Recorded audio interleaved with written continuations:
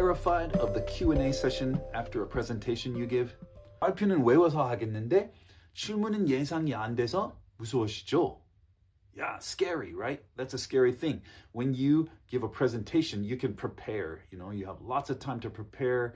You get your slides right. You've got your data, your infographics. Everything's all set. You're ready to present. You can practice as many times as you want, right? That's great.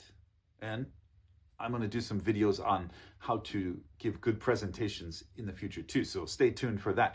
But today, I want to talk about what comes after the presentation, usually the Q&A, question and answer time, the scariest part. Why is the Q&A so scary? Well, you can memorize your presentation, right? But the questions you might get, they're unpredictable. Unpredictable means we don't know what they're going to ask. Maybe some are predictable, so you can prepare for those questions. That's a good tip as well. But the scary questions are the ones that you didn't think about, right? And to be honest, if you give a good presentation with lots of information, then you're going to have people asking questions. They're going to respond to you, and they're going to ask you difficult questions. Now, that's a good thing. That's not a bad thing. That's a good thing. That means your presentation was good. You got them thinking. They're thinking, they're listening, they're involved, they're interactive. These are all good things. But the scary part is now you have to answer them, okay? So let's fix that. Let's talk about the scariness and how we can overcome it. There's a few tips I'm going to teach you today. First of all, the art of buying time. Buying time means sometimes you need some time to think, right? If someone asks you a question, you're busy listening to the question, as you should. You want to catch all the details, and if you're thinking about your answer while they're asking the question, that's a problem. Don't do that, because you need to listen carefully. The worst thing is when a speaker doesn't listen to the question and then starts answering and either doesn't answer their question or, says some things that contradict what they said or repeats what they asked. That's not how you want to do it. So you need to be listening to their question, okay? So that's the first step. Understand everything they're asking. And then when they finish, that's when you need to think, okay? You need to think fast.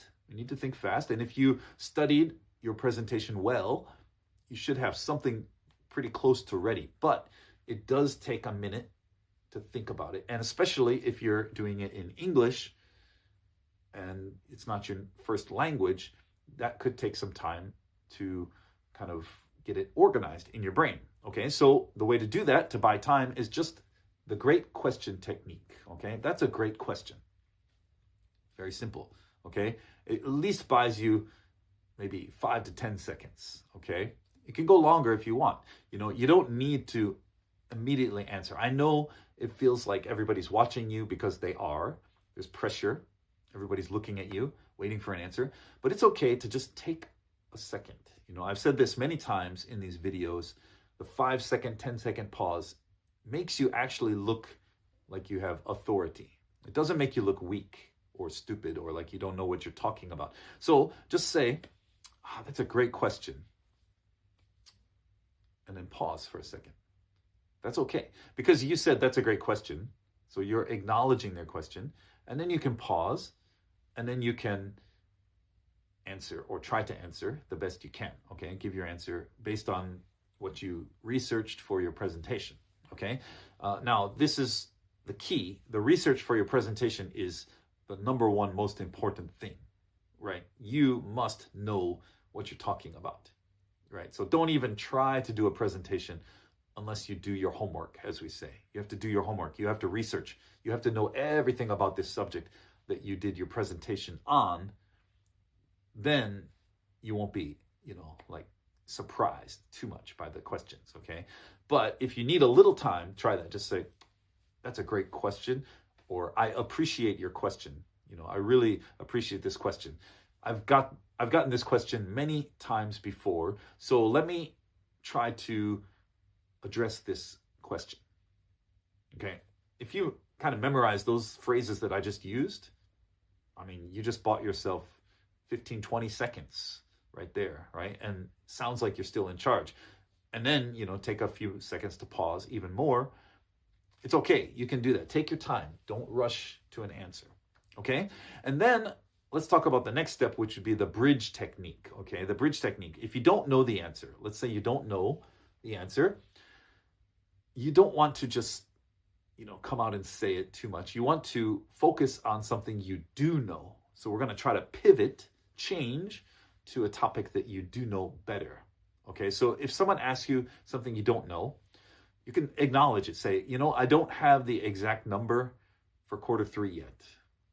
But what I can tell you is that our growth trend, blah, blah, blah, blah, right? So I don't have the answer to that question exactly, but what I can tell you is, blah, blah, blah, and then you can talk about what you do know, okay?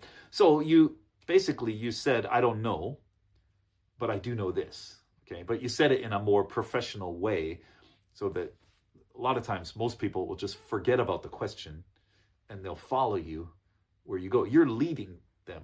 You're the leader in this situation. The person asking the question is not the leader. Don't let them lead, okay? You got to lead it. So if you don't know the answer, just say, oh, you know what? I'm not exactly sure about the answer to that one, but what I do know is this. Let me tell you about something that I can explain well here, and then describe that. Okay, and then people will generally follow you and they will forget all about the fact that you didn't know the answer to the question. Okay, and then the last thing, what do you do when you get aggressive questions? Yeah, sometimes we get aggressive questions. Someone, maybe they don't like you, or maybe they're just from another company or a competitor or something, but some people are just rude, What are you going to do? They're rude. You can't have an argument in front of all these people, right?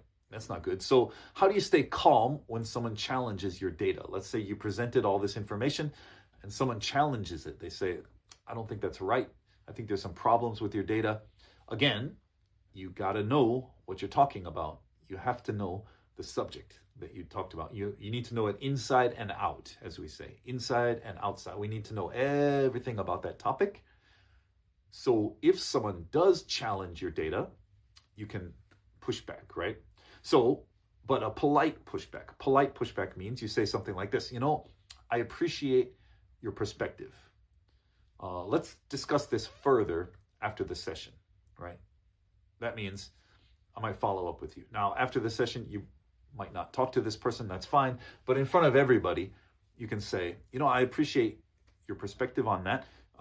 We can follow up on this at a later time, but I think now it's time for lunch. Yeah, and that's the best way to finish the. It's time for lunch. Everybody says, oh yeah, let's go eat. Okay, so I appreciate your perspective, or yeah, I appreciate your thoughts on that. Thank you for sharing that with me. We can discuss that further at another time, but I think we're out of time today. Okay, so that's a good way to handle that. Hopefully you won't have any aggressive question askers, but it happens. I've had it before, and you just have to deal with it. You can't run away and hide if you're in front of all those people, right? So Q&A is where you prove that you're an expert. You got to be an expert about what you're talking about. And after you, like I said, after you do all your research, all your homework, you present everything. And then if you use those phrases that I taught you, it will help you to handle the Q&A, and you don't have to be afraid of it. You don't have to be scared. You can just be relaxed and confident on stage or in front of the people you're giving the presentation to. Okay, so try it. Next time you have to do a presentation, try it out. As I said, I want to do more videos on giving presentations, the actual presentation part in English. Okay, so keep an eye out for that. Keep watching my YouTube channel and check my neighbor blog, all those things, my website, mitchinenglishcoach.com. All right, I'll see you in the next video.